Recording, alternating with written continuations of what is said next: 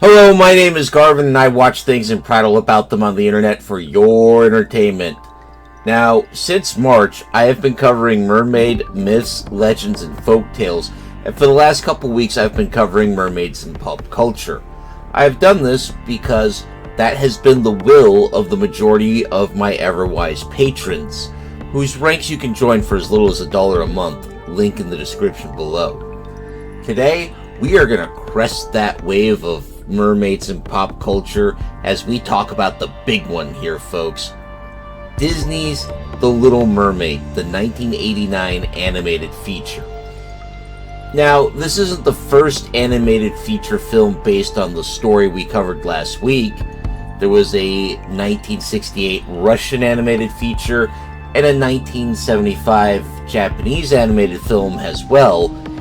And there have been a number of live-action films, but let's be honest, this is the movie you think of when I say The Little Mermaid, whether I say animated or not. Let's talk some history. Disney's 1989 Little Mermaid is a landmark film for a lot of reasons.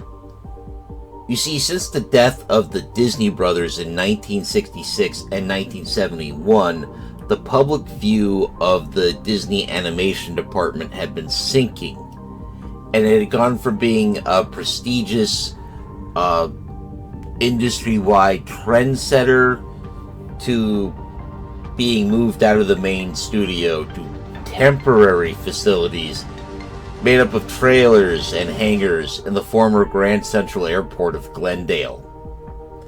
It's a bit of a fall from grace.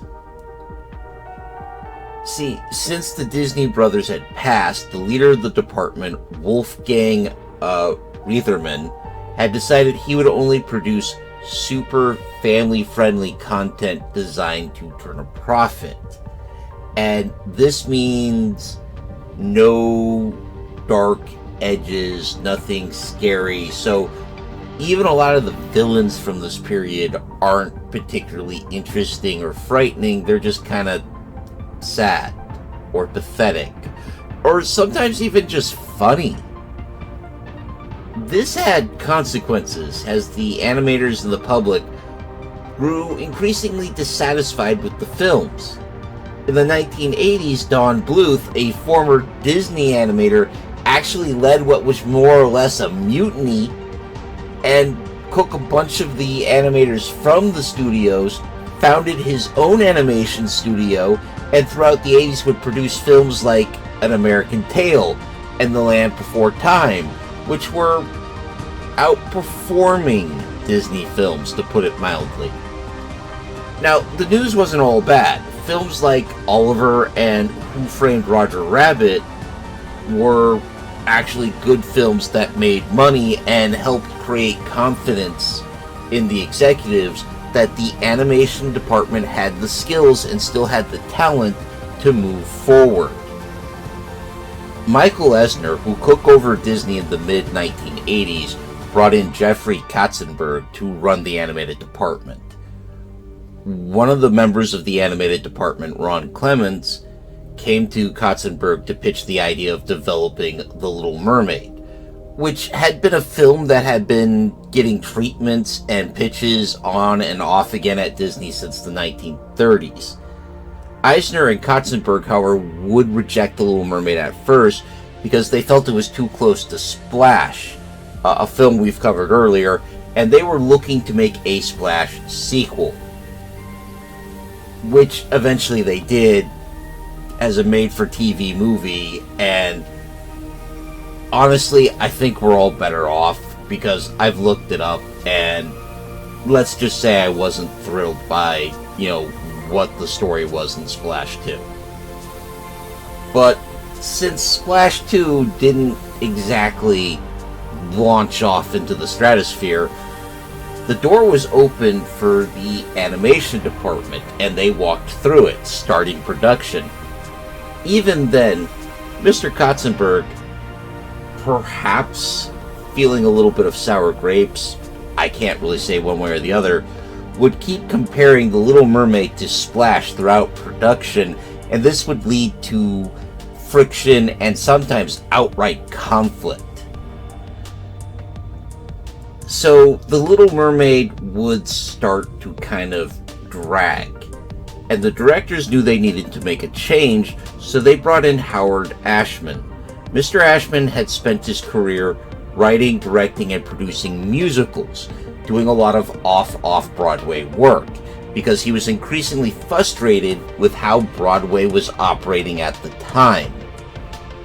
This is a whole thing of itself. I'm going to post a video in the description where you can get more information on that.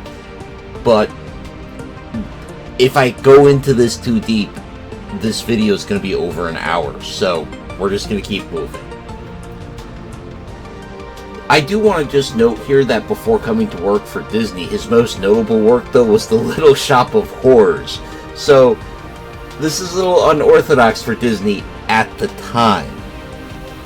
Mr. Ashman, however, had an idea. He believed that animated features worked perfectly as a format for musicals, and on top of that, he had an idea on how musicals should be.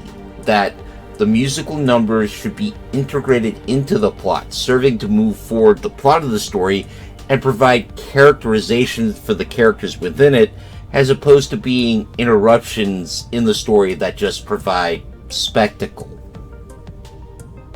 Clemens and Ashman revived The Little Mermaid using a more Broadway-style structure where the music would be directly integrated into the story. They met some fierce resistance, mostly from Mr. Katzenberg, who, honestly, according to a lot of the stories I've read, comes across as if he's picking fights. For example, he would insist that Ariel needed to be blonde, because everyone knew that all mermaids are blonde. If you've been watching my mermaid mythology series, you know that is just a crock of nonsense. I doubt the Indonesians, the Chinese, or the Japanese envisioned their mermaids as blonde, just to start with. And according to some of the stories I've heard, what ended up happening is one of the animators, in a fit of frustration, stormed his office, threw a still from Peter Pan onto his desk, showing him the mermaids from that movie, going, "Look, not all of them are blonde. This is a dumb argument." Another huge blow-up was when Mr. Katzenberg's resistance to some of the musical numbers really just went nuts, especially Part of Your World, which is the song Ariel sings at the beginning of the movie. Mr. Ashman fought back to the point of declaring that if the song was removed, he was leaving. His argument was that the song was important to communicating Ariel's character and motivations to the audience, as well as being the moment in the film where the audience is pulled in and brought to Ariel's side and start rooting for her. In his own words, this is where the audience falls in love with Ariel.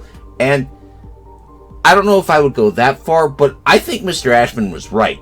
That song tells you Ariel's motivations. It conveys her character very efficiently and very cleanly, and it's a good song, honestly.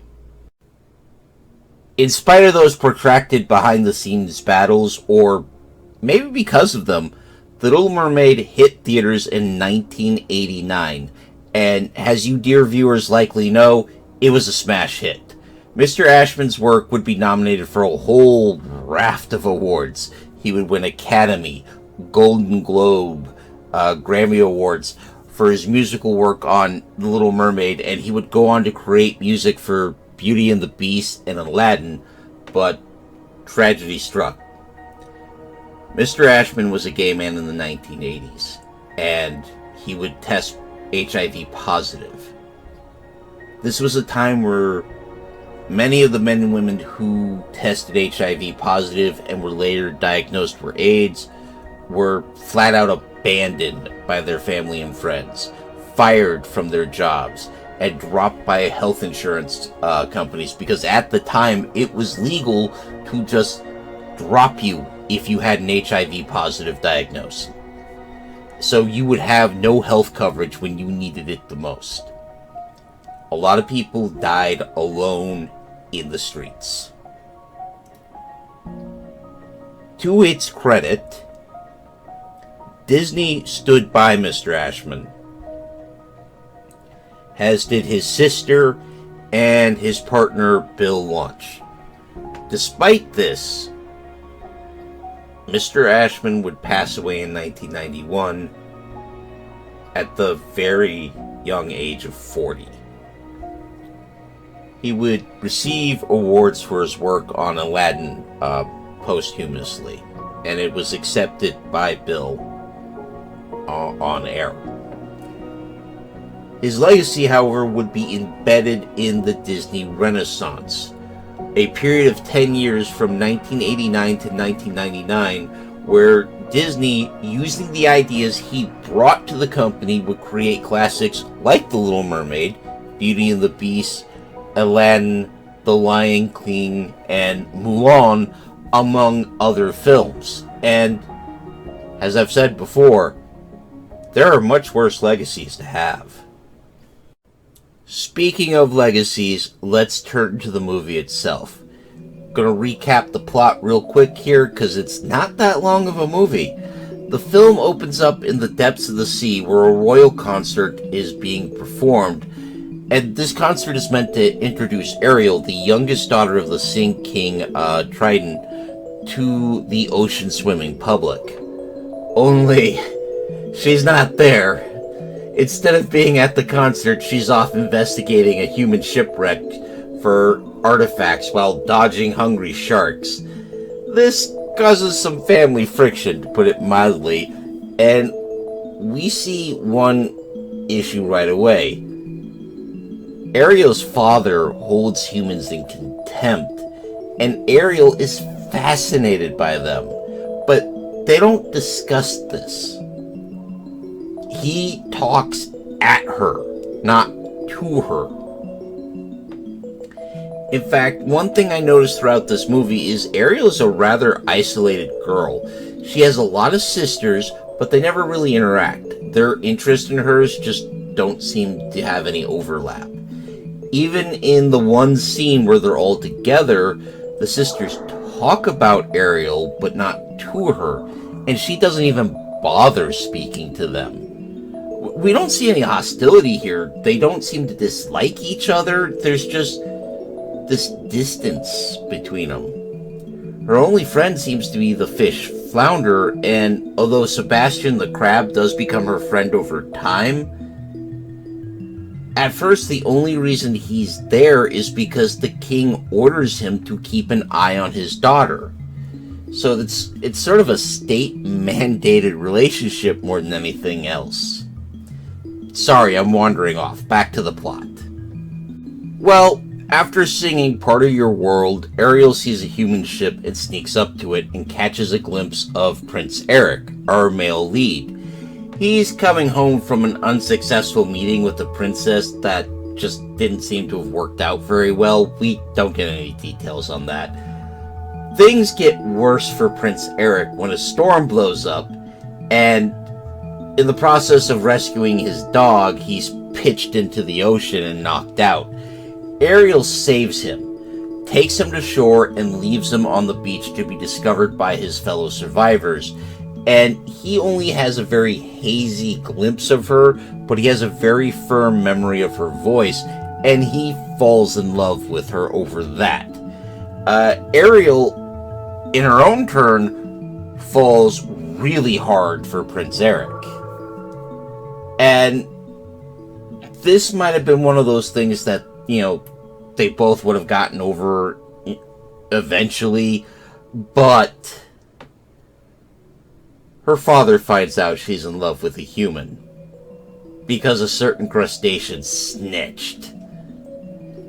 This results in one of those confrontations where I think Trident goes over the line, because in a fit of rage, he destroys her collection of human artifacts.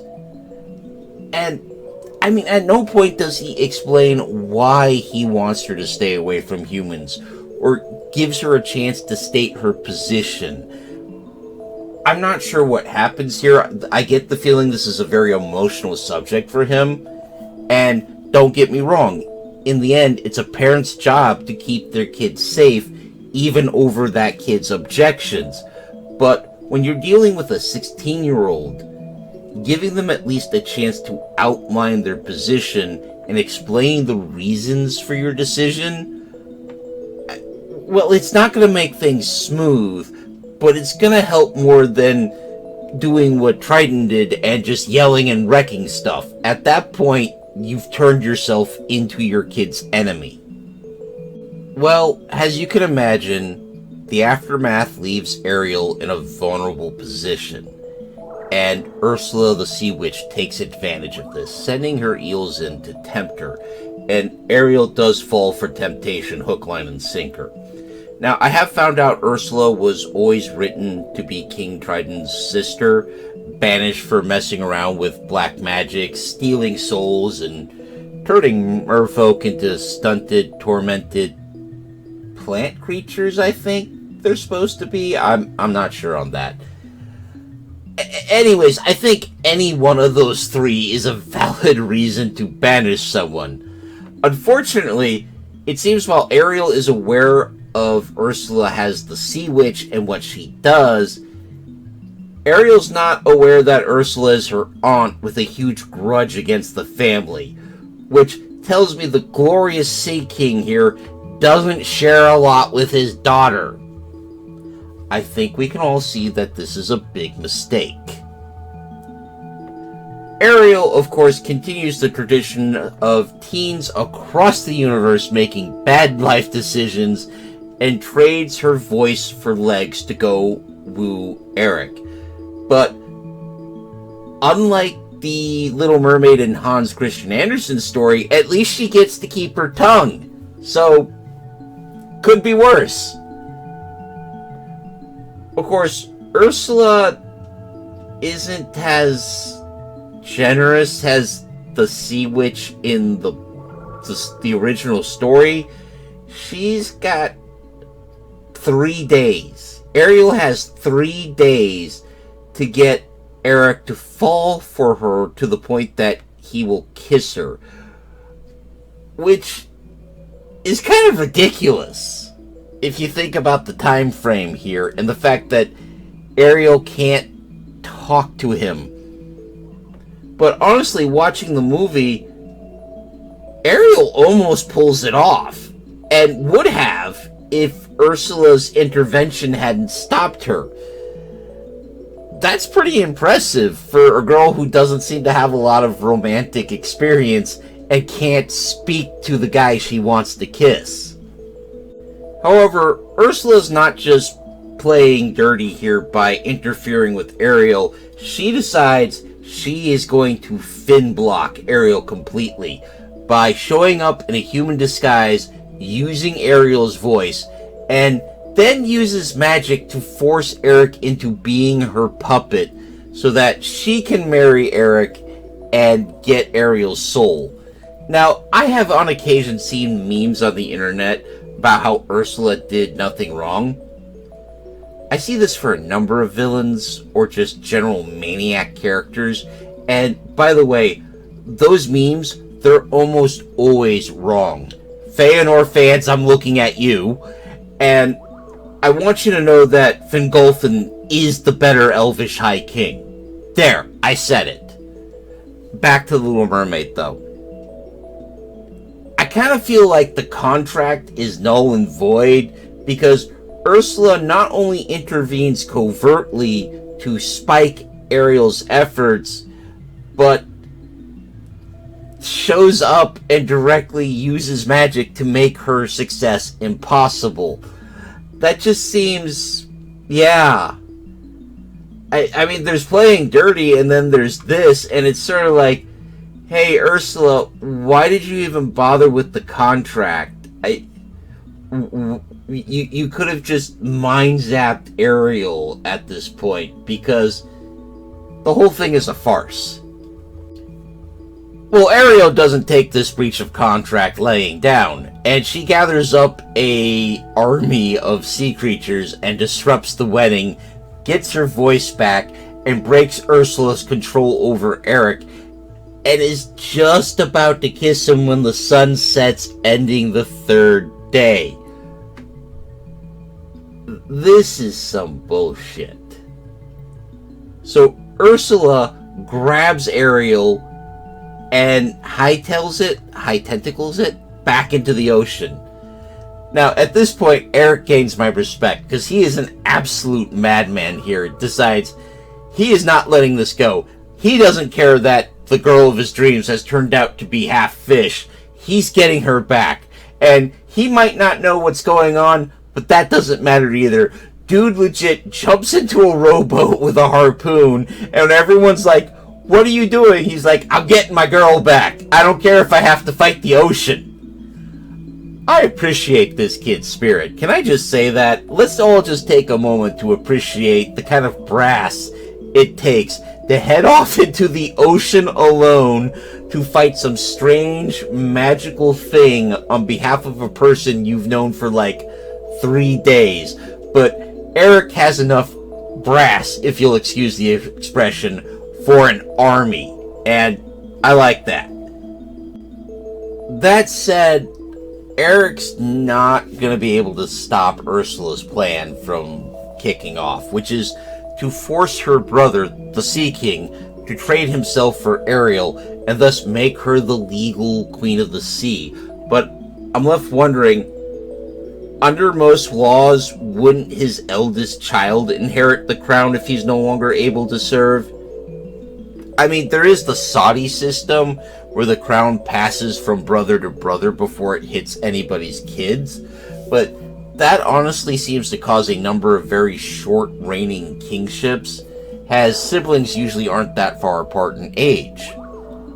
I admit I'm overthinking this. It's probably all in that contract Ursula wrote. Anyways, Ursula then grows into a giant monster. Fun fact, this was a demand by Katzenberg, who felt the climax of the movie was too boring and needed to be punched up, so they turned Ursula into Godzilla.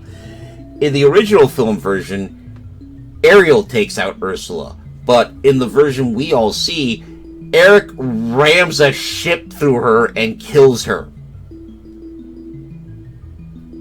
At this point, after everything settles down, our glorious Sea King realizes that Ariel is not only dead set on this whole land-bound existence thing, but really is in love with Eric. So